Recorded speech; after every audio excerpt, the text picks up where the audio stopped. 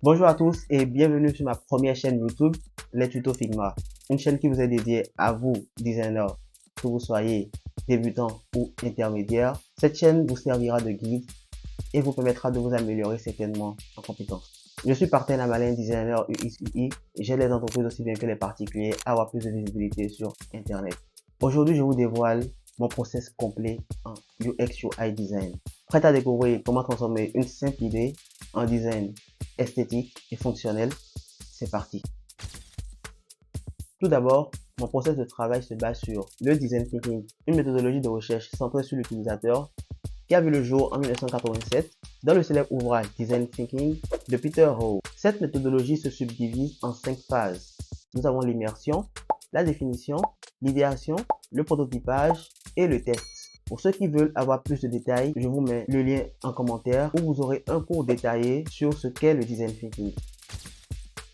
La première étape sera la recherche et l'analyse. C'est probablement l'étape la plus importante. Je me concentre sur la compréhension des besoins de l'utilisateur et des objectifs du projet. Je me pose donc des questions comme: qui est mon public cible? Quels problèmes essaie-t-on de résoudre? Quels sont les objectifs de la marque? Et cela passe par des entretiens, des sondages ou l'étude des concurrents, encore appelés benchmark. L'idée est de rassembler un maximum de données pour prendre une décision éclairée dès le départ. Ensuite, nous passons à l'étape 2 où nous allons définir les personas et les user journeys.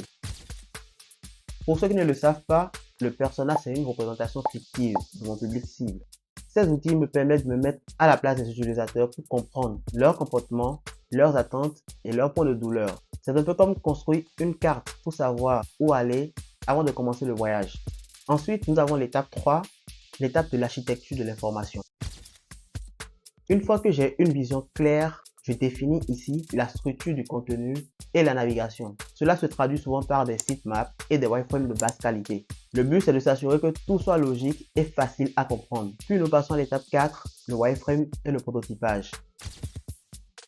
Au cours de cette étape, le wireframe est bien plus détaillé. Je construis une maquette de base qui montre la disposition des éléments sans me soucier du style. Une fois validé, je passe au prototypage où j'ajoute des interactions pour simuler l'expérience utilisateur. Cela nous permet d'avoir des retours précieux avant d'aller plus loin. Ensuite, l'étape de la conception visuelle.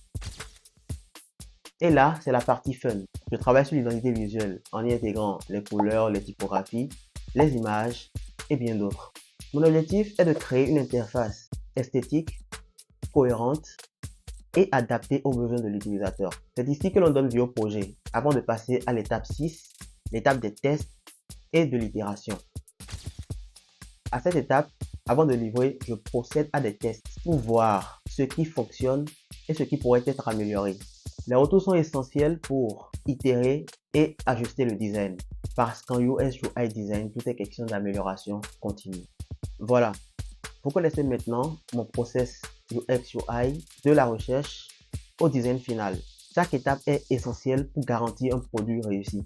J'espère que cette présentation vous a inspiré et vous aidera dans vos projets. Je ferai d'autres vidéos pour détailler encore plus chaque étape du process. Si vous avez des questions ou si vous voulez en savoir plus sur une étape en particulier, dites-le moi en commentaire. N'oubliez pas de liker, de partager et de vous abonner pour m'encourager à faire plus de contenu.